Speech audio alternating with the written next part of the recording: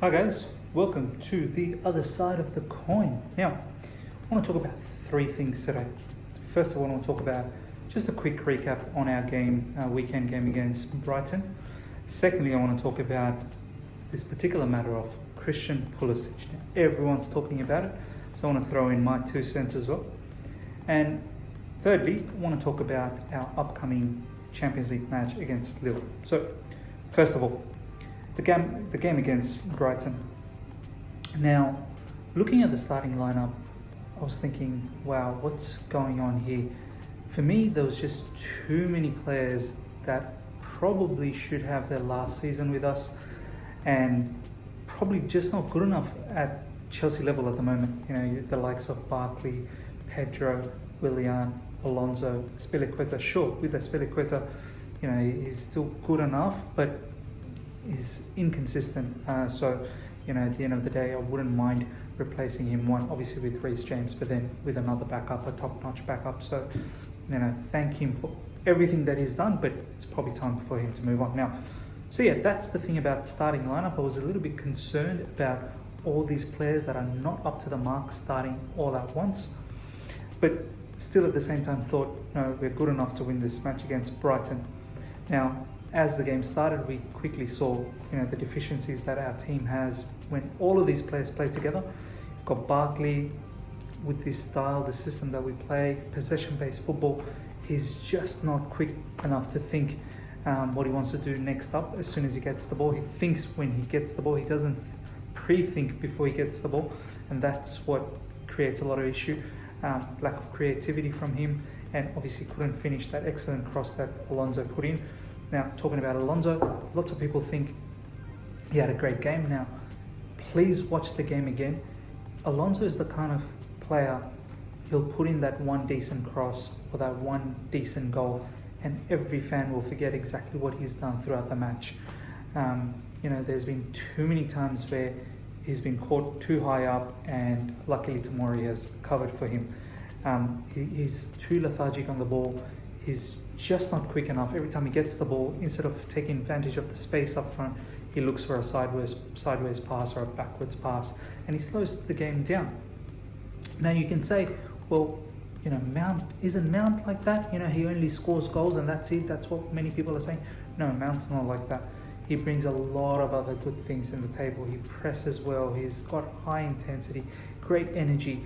That first goal that, you know, he won the penalty was all because he applied the pressure on the defender, pressed hard, got the ball, and got the penalty. So he's definitely not, you know, like Mount, where he just scores goals or he puts in a cross. Mount's a lot more than that. Provides set pieces and many other things. Willian's another same character. He goes through the whole game. You know, he seems to have all the attributes where he can dribble, where he can run. You know, he's got bursts of pace, but he lacks that end product. Luckily enough for the second goal, you know, he converted, albeit a deflected shot, but he still converted. And I wish him well, to be honest. I hope that this now is the catalyst of many goals to come this season. But here's another one. Please look at the game over and over again, and you'll notice that there's plenty of times where there's no end product. And at the end of the day, the role he plays, I feel like he needs to have an end product. If he's not going to have an end product and he's going to do all those other work rate, then he shouldn't play so high up. He should probably play in the midfield, which we're stacked at the moment anyway. Now, Hudson-Odoi, for me, he was a game changer coming off the bench.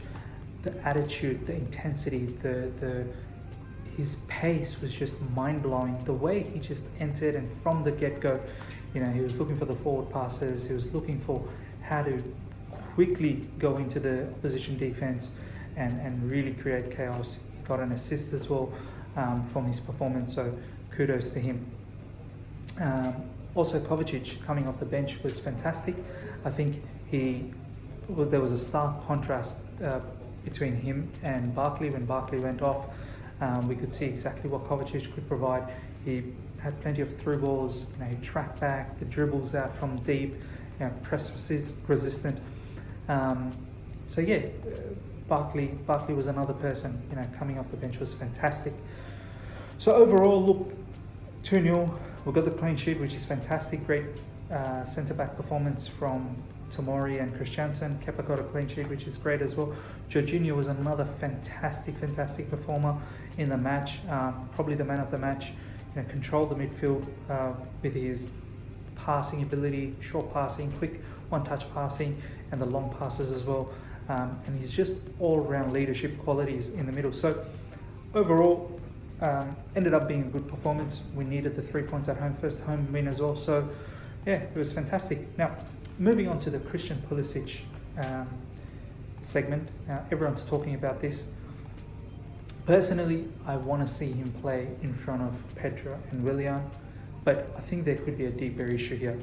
I feel like Frank probably thinks, he's probably not training well enough, or he needs a bit more time to adapt, and that's fine. It's still early in the season. I was probably overreacting a week ago, thinking he's gone 3-4 games without starting or without even featuring in the Premier League or in the Champions League.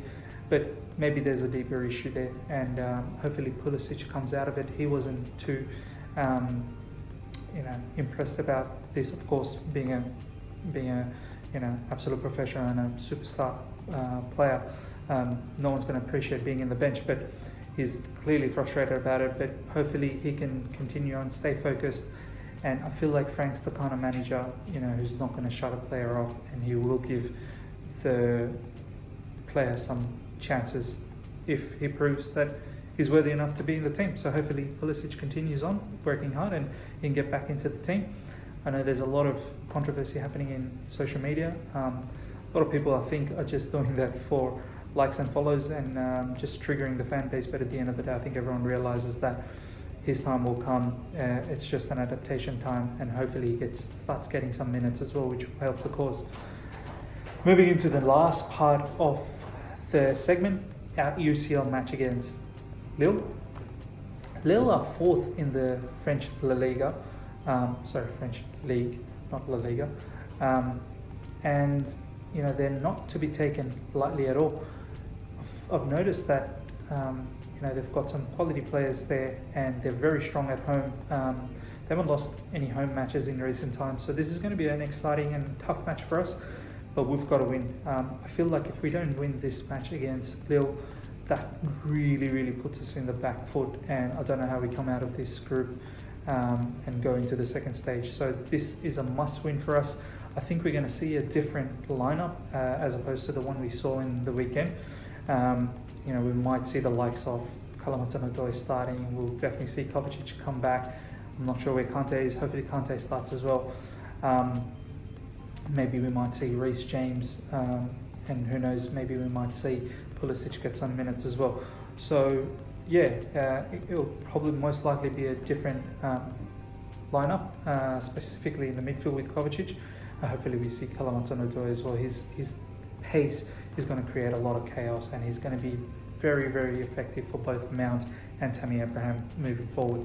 So yeah, that's my take for the upcoming days, and everyone enjoy your day, and see you around.